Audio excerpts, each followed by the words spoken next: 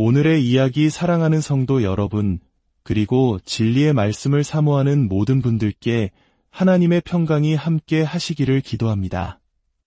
오늘 우리는 성경의 가장 깊고 때로는 가장 논쟁적인 주제 중 하나인 예정론에 대해 함께 나누고자 합니다. 이 주제는 우리의 이성을 넘어 하나님의 절대적인 주권과 은혜를 마주하게 하는 심오한 진리입니다.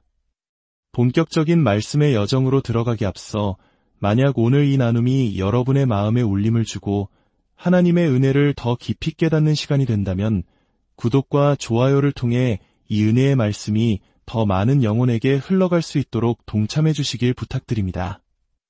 여러분의 작은 섬김이 누군가에게는 영원한 생명의 빛이 될 수 있습니다. 이 채널을 통해 하나님의 말씀이 널리 퍼져나가는 모든 과정에 주님의 축복이 가득하기를 소망합니다. 자, 이제 로마서 9장의 말씀을 통해 하나님의 위대한 선택과 그분의 신비로운 계획 속으로 함께 들어가 보겠습니다. 성경 전체를 통틀어 예정이라는 질문을 가장 강력하고 직접적으로 다루는 구절을 꼽으라면 많은 신학자들이 주저없이 사도 바울이 쓴 로마서 9장을 지목할 것입니다.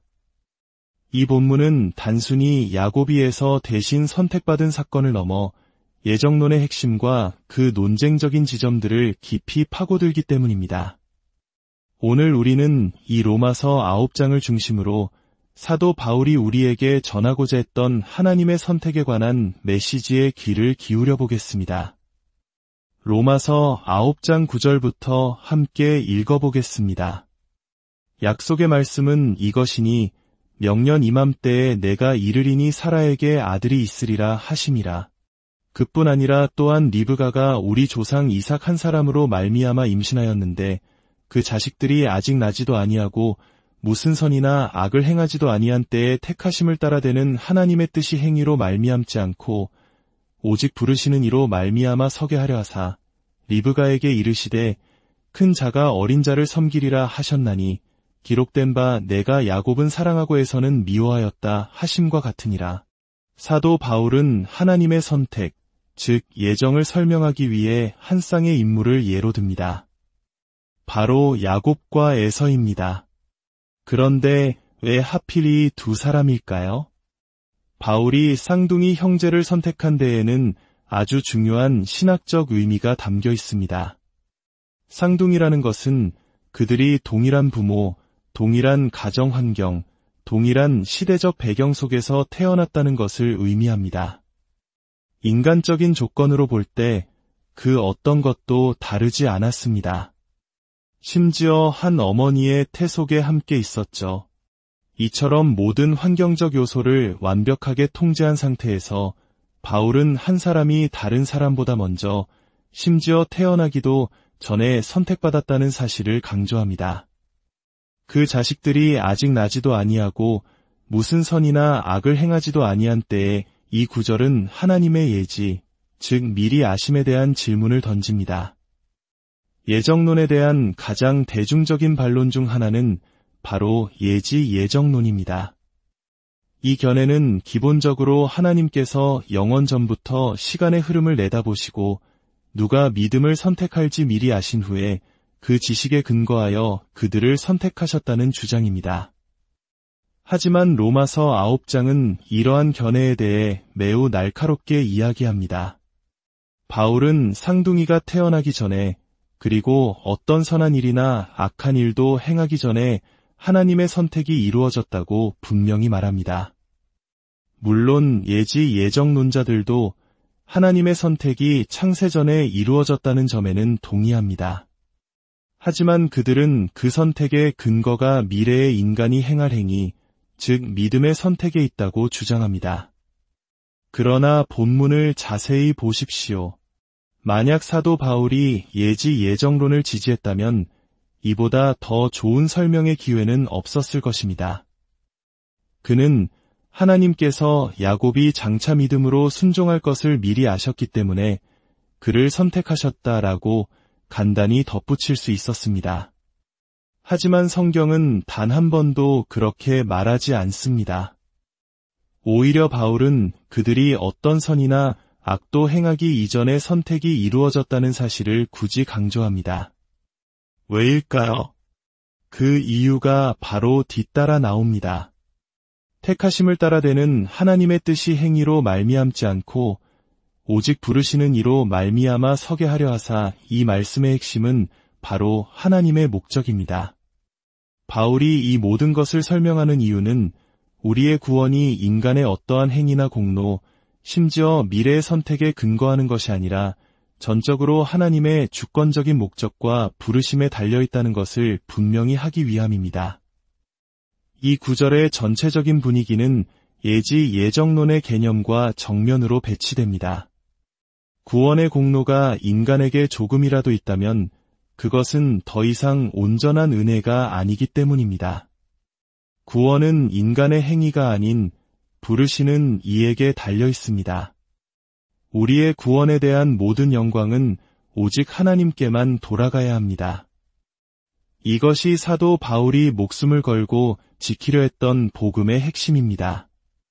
기록된 바 내가 야곱은 사랑하고 에서는 미워하였다 하심과 같으니라. 이 충격적인 선언은 곧바로 우리에게 질문을 던지게 합니다.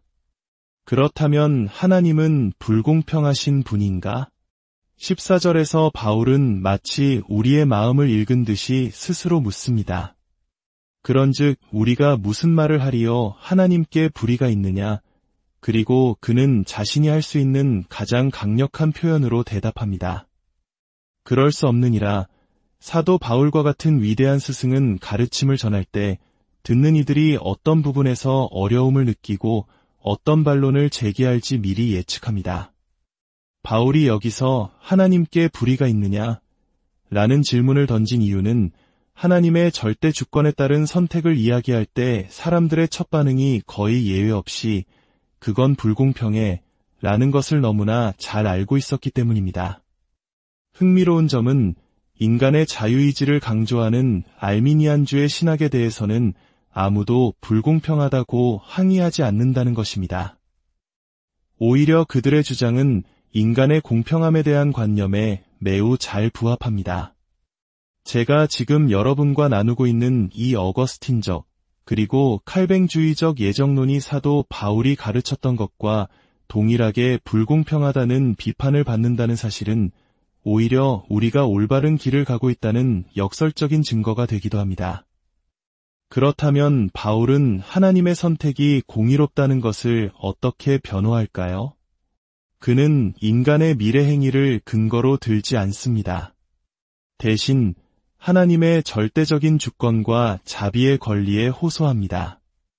모세에게 이르시되 내가 긍휼히 여길 자를 긍휼히 여기고 불쌍히 여길 자를 불쌍히 여기리라 하셨으니 이것이 바울의 대답입니다. 여기서 우리는 매우 중요한 신학적 구분을 해야 합니다. 그것은 바로 자비와 공의의 차이입니다. 타락한 인류 전체는 하나님의 공의로운 심판 아래 놓여 있습니다. 만약 하나님께서 오직 공의만을 행하신다면 모든 인간은 멸망할 수밖에 없습니다. 그런데 하나님께서는 그 중에서 어떤 이들에게는 자비를 베풀기로 선택하십니다. 야곱은 자비를 받았습니다. 에서는 공의를 받았습니다. 에서가 부당한 대우를 받은 것이 아닙니다. 그는 자신이 마땅히 받아야 할 것을 받았을 뿐입니다. 그 누구도 하나님 앞에서 불의를 경험하지 않습니다. 문제는 우리가 자비를 마치 의무처럼 생각한다는 데 있습니다. 만약 하나님께서 한 사람에게 자비를 베푸셨다면 다른 모든 사람에게도 똑같이 자비를 베푸셔야만 공평하다고 생각합니다. 그러나 자비는 본질적으로 의무가 아닙니다. 자비는 받을 자격이 없는 자에게 베푸시는 하나님의 주권적이고 자발적인 은혜입니다. 우리가 감히 자비로우신 하나님께 하나님, 당신은 충분히 자비롭지 못합니다 라고 말할 수 있겠습니까? 그것은 하나님께 죄가 있다고 마땅히 하셔야 할 일을 하지 않으셨다고 비난하는 신성모독적인 행위입니다. 우리는 숨쉬는 모든 순간 그분의 자비에 빚지고 살아가는 존재임을 결코 잊어서는 안 됩니다. 그리고 사도 바울은 이 모든 논의에 종지부를 찍는 위대한 결론을 내립니다. 그런즉 원하는 자로 말미암음도 아니요 다른 박질하는 자로 말미암음도 아니요 오직 긍휼히 여기시는 하나님으로 말미암음이니라. 이 말씀보다 더 분명하게 인간의 의지나 노력이 구원의 결정적 조건이 아님을 선언할 수 있을까요? 우리의 구원은 전적으로 100% 하나님의 자비에 달려 있습니다. 이제 에서는 미워하였다는 표현과 바로의 마음을 완악하게 하셨다는 어려운 문제로 넘어가 보겠습니다. 하나님께서 에서를 미워하셨다는 것은 우리가 생각하는 악의적인 감정이나 증오를 의미하는 것이 아닙니다. 이것은 히브리 문학의 대조적 표현 방식으로서 사랑, 즉 특별한 언약적 선택과 은혜를 베푸는 대상에서 제외되었음을 의미합니다. 야곱은 특별한 은총이라는 선물을 받았고 에서는 그 선물을 받지 못한 것입니다. 그렇다면 하나님께서 바로의 마음을 완악하게 하셨다는 것은 어떻게 이해해야 할까요? 이것은 이중 예정, 즉 선택과 유기의 문제를 다룹니다. 여기에는 두 가지 관점이 있습니다. 첫째는 대칭적 관점으로 하나님께서 선택받은 자의 마음의 믿음을 적극적으로 창조하시는 것처럼 버려진 자의 마음에도 불신과 악을 적극적으로 창조하신다는 주장입니다. 그러나 이 견해는 하나님을 죄의 조성자로 만들기 때문에 역사적으로 대다수의 개혁주의 신학자들에게 거부되었습니다. 둘째는 비대칭적 관점입니다. 이것이 바로 어거스틴과 칼뱅이 가르친 내용입니다. 이 관점에 따르면 하나님께서는 선택받은 자의 삶에 적극적으로 개입하셔서 그들의 마음속에 믿음을 창조하십니다. 이것은 긍정적인 사역입니다. 반면 버려진 자들에게는 악을 창조하시는 것이 아니라 그들을 그냥 내버려 두십니다. 그들을 제지하고 있던 하나님의 은혜의 손길을 거두시는 것입니다. 이것은 부정적 혹은 소극적인 사역입니다. 바로는 본래 죄인이며 그의 마음은 이미 악으로 가득 차 있었습니다. 하나님께서 하신 일은 그를 억제하던 은혜를 거두심으로써 그가 자신의 죄악된 본성대로 마음껏 달려가도록 허용하신 것뿐입니다. 이것은 그 자체로 바로의 죄에 대한 하나님의 공의로운 심판이었습니다. 사랑하는 여러분, 오늘 우리가 나눈 예정론은 결코 우리를 교만하게 만들거나 차가운 운명론에 빠지게 하기 위한 교리가 아닙니다. 오히려 이 진리는 우리를 가장 깊은 겸손과 감사로 이끌어야 합니다. 만약 여러분의 마음에 그리스도를 향한 믿음이 있다면 그것은 여러분이 다른 사람보다 더 똑똑하거나 더 선하거나 더 나은 선택을 했기 때문이 아닙니다. 그것은 전적으로 창세 전에 여러분이 존재하기도 전에 하나님의 무한하신 자비가 여러분을 선택하시고 그분의 사랑 안에 품으셨기 때문입니다. 이 놀라운 진리가 우리의 모든 불안을 잠재우고 흔들리지 않는 구원의 확신을 주며 우리의 남은 모든 삶을 오직 하나님께 영광 돌리는 찬양의 제사로 드리게 하는 능력이 되기를 바랍니다. 이 심오한 진리 안에서 참된 평안과 위로를 얻으시기를 우리를 값없이 부르시고 위롭다 하시고 영화롭게 하시는 우리 주 예수 그리스도의 이름으로 간절히 축원합니다.